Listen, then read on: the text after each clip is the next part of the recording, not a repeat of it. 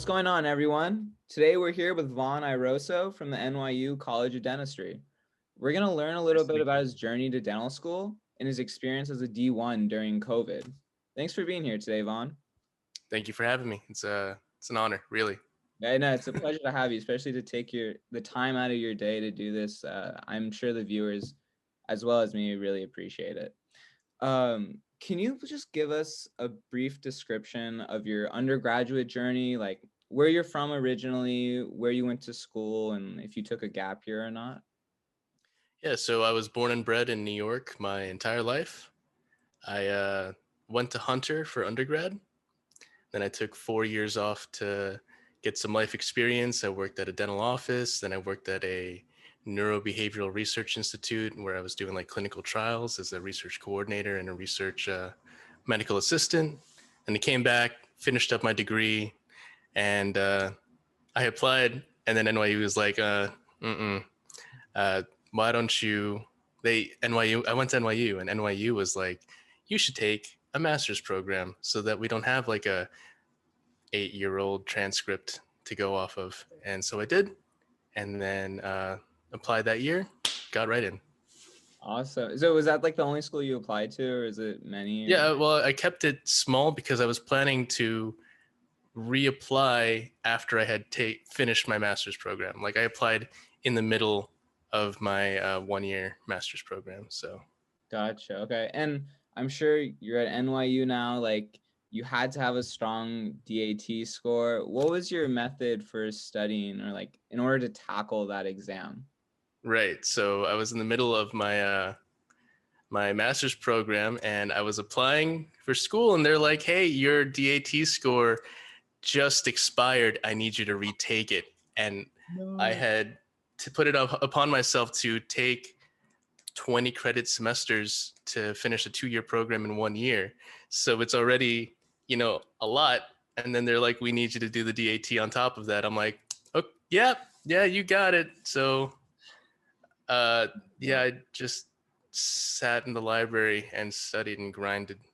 And did you remember a lot of it? A lot of which? Like a lot of like the info from the DAT. Oh yeah, absolutely. Yeah. So I had taken the DAT Destroyer course that's in Staten Island because I'm in New York. Oh, okay. And so that was when it was still in person because I think now it's like remote. So I was doing that. So when I had to retake it, all of that knowledge was still here, and it just needed a lot of brushing off on top of the courses that I was taking. So that was fun.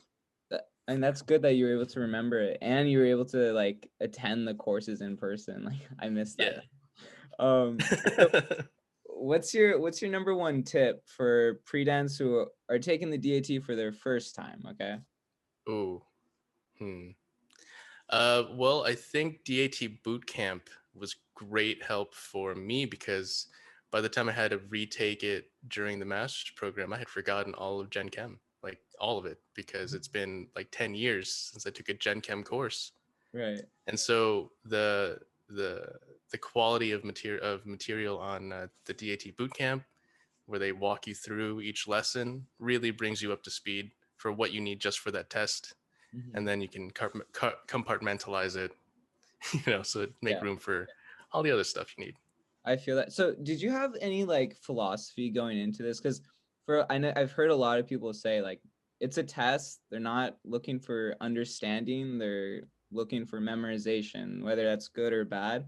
Did you have that same feeling? Did you try to just study in order to like bring your numbers up, or did you go for understanding as well?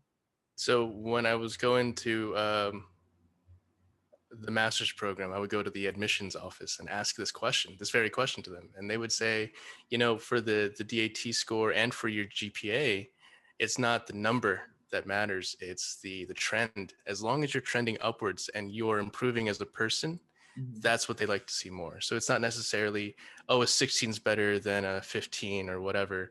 As long as, because for me, I scored a 19 prior, and then I scored a 20 during my master's program on top of all these other stressors. So being able to show, hey, compounded with all these things, I still improved upon myself. That's a stronger statement than saying, hey, I got a 21. Right. I understand that. All right. So So you mentioned you went to the admissions teams like to discuss this. Did you show interest in any other way? Like, did you attend pre-dental events or just, send an email every once in a while just to get your name Yeah, out? absolutely. ASDA would hold like a pre-dent event at NYU every so often. So I sutured a banana. I did an amalgam filling. Uh, put on all the PPE before we had to wear PPE just to go to the library. So that was fun. But I was also during the process calling them, but I was also attending NYU, so I just walk downstairs and say hi. Any updates? No. Well, it was nice seeing you. I'm gonna go back to the library now. That Nice. was my routine daily. So as a pre-dent, like I heard like you said you were suturing up a banana. Like at those pre-dental events, do those hand skills like or like that little bit of practice help you along the way? Or Yeah, like it does? absolutely.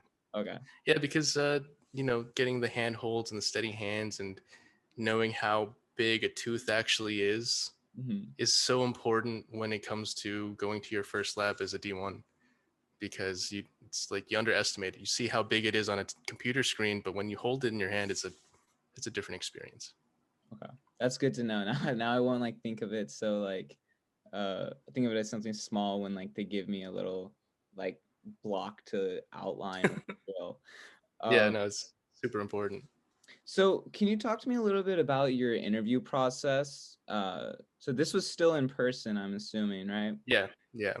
So can you talk about like the general flow of the day, like who's doing the interviews and how you felt during that Yeah, day? absolutely. So for NYU specifically, we have two interviews, and then you have the tour. So Mhm. you show up at like bright and early, sun hasn't even risen yet. You're like all nervous, and then you go in for the faculty interview, and so you're really at the mercy of their mood for that day. And I remember I got eaten alive by my professor, Oh and my. he happened to be a GPD because I come from a family of dentists. So his first question to me was like, "All right, sir, uh, Mr. Ayroso, no, can I curse on this?" I mean, probably not. We might bleep it out. Okay, okay. So he goes, "No BS." Okay, yeah, that's He fine. sat me down. No BS. Why do you want to be a dentist? And I don't want to hear my parents anything. And you know, my entire personal statement's like my parents, my parents. And I'm sweating bullets like, hi, you can see right through me. And so I gave him my story, very transparent. The important thing when you go into an interview is you can't fabricate anything. You have to be completely yourself, so you have somewhere to draw from when it's these moments. So I completely owned it. I can't ignore the fact that it was my parents who influenced me. They raised me, Yeah, and I want to go to NYU, and they went to NYU. So I have a direct connection to the quality of dentists that your institution can produce, yeah, and I just owned it. that's And awesome. that's So you were just honest with yourself, and like yeah. that worked out for you. And that's as important as anything you're going to say, is just how real you are, and they pick up on that. I've heard like they're just really good at like seeing if you're lying or like making something Yeah, up. 100%. I And then like I walked in there because I'm a photographer, so I had like I printed out four of my favorite pictures that I used to shoot back in the day, and I showed like, hi, I used to also shoot, pictures, and here's my work. And he's like, I don't want to see this. He looks at my like, this is yeah, okay, here you go, you have it back now. I was like, I also have a business card, and he's like, oh yeah, yeah, sure, mm-hmm. you know, and this was the same professor that was calling you out. yeah, same Yeah. guy. Do I you had the whole even thing. now? You Didn't matter. That's Yeah, hilarious. So you say your parents went to NYU. Like, I'm assuming there's more to like why you wanted to go to that school, right?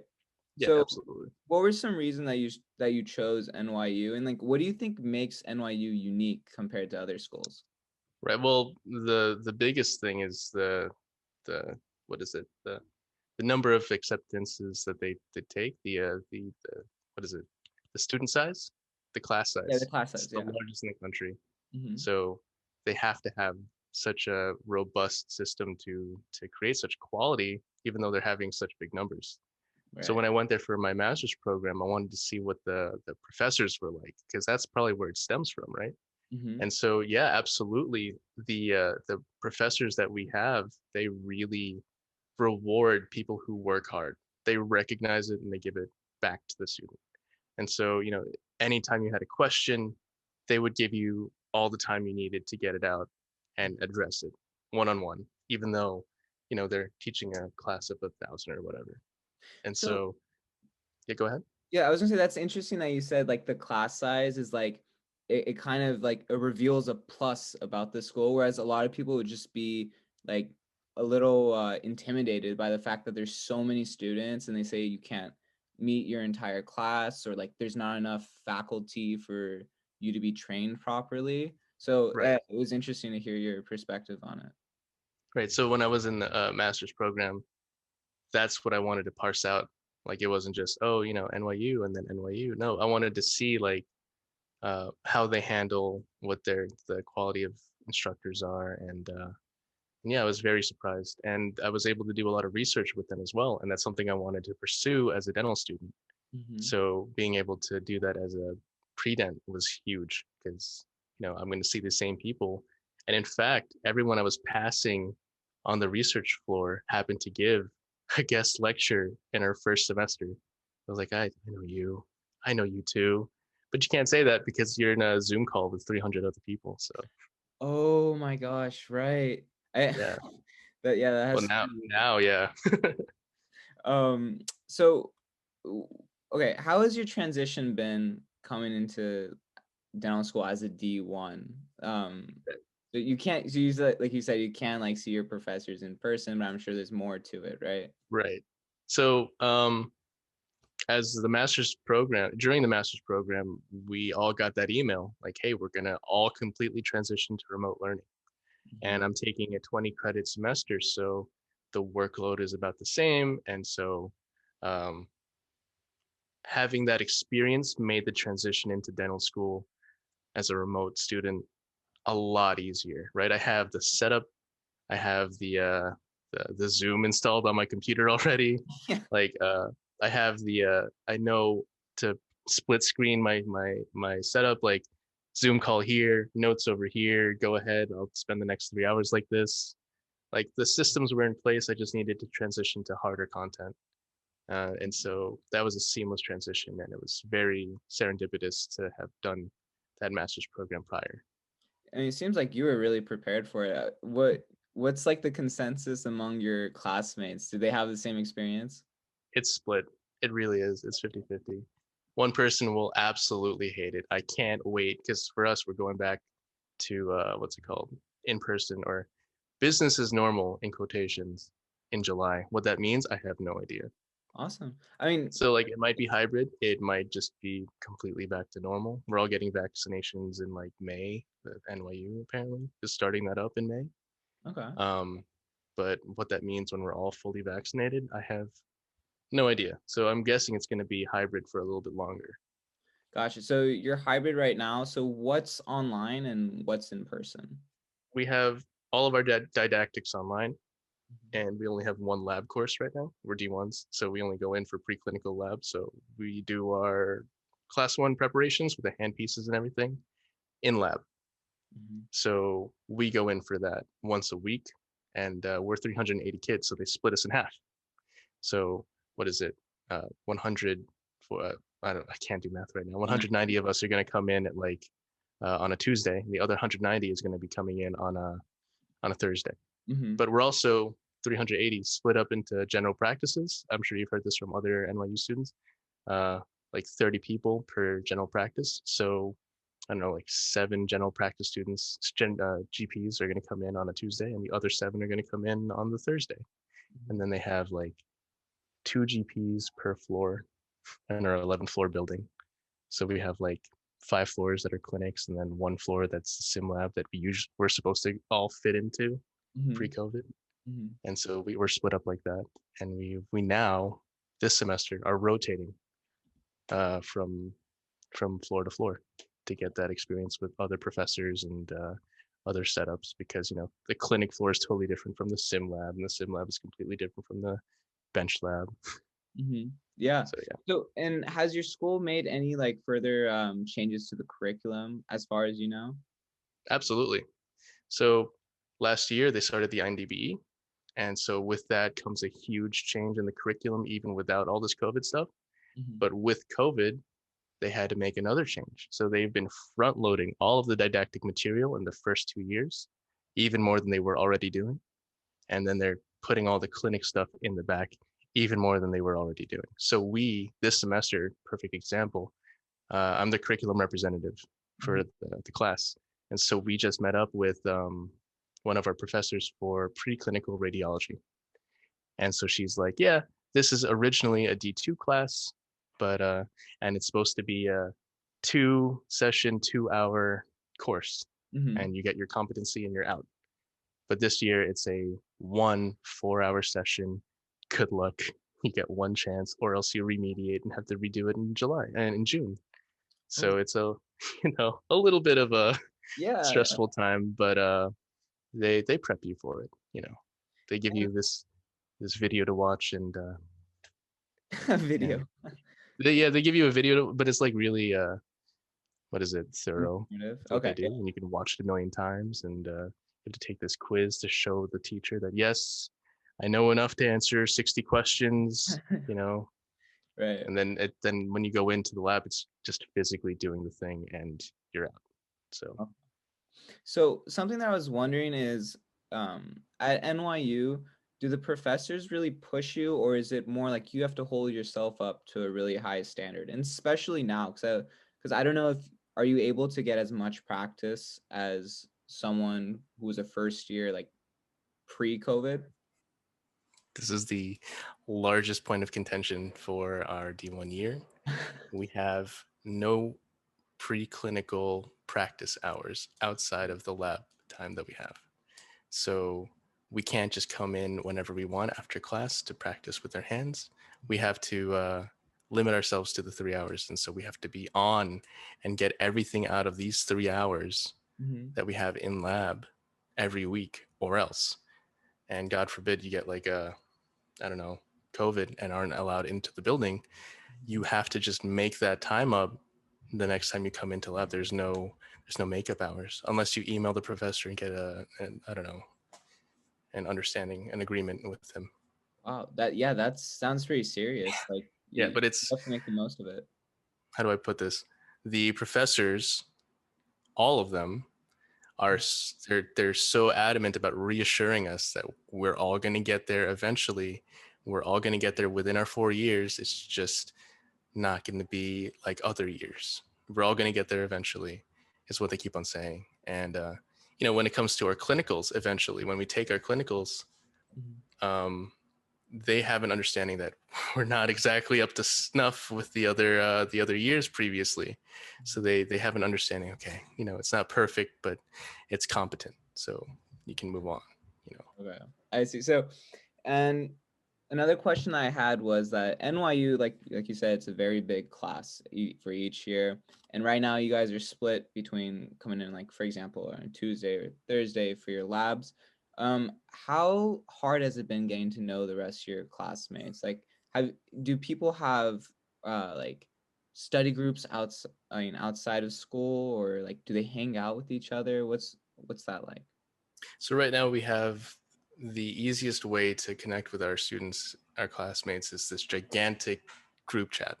What's And the it's unfortunate that that's the way it is, but we have a gigantic group chat, and then within that group chat we have these GPs, and so each GP has their own little group chat going on separately, individually, and from there you can really make that brotherhood with the other 30 people that you know. And then of course the interactions that you would have individually over time that's not in your GP, you can just reach out to them because it's like any other kind of virtual meeting. Hi, how are you? And then of course when we go into lab, we have 3 hours with these 30 people, even though it's 6 feet apart.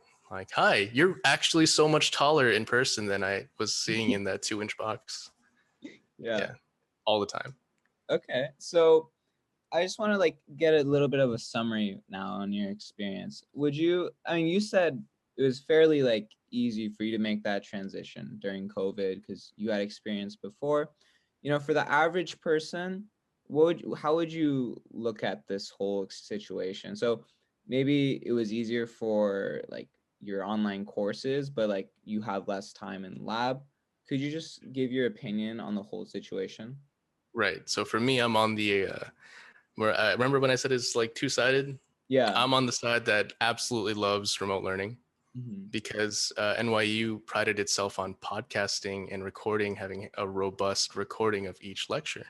So a lot of us were already prepared to sit in the library and watch the recording over and over again. This just helps enhance that experience.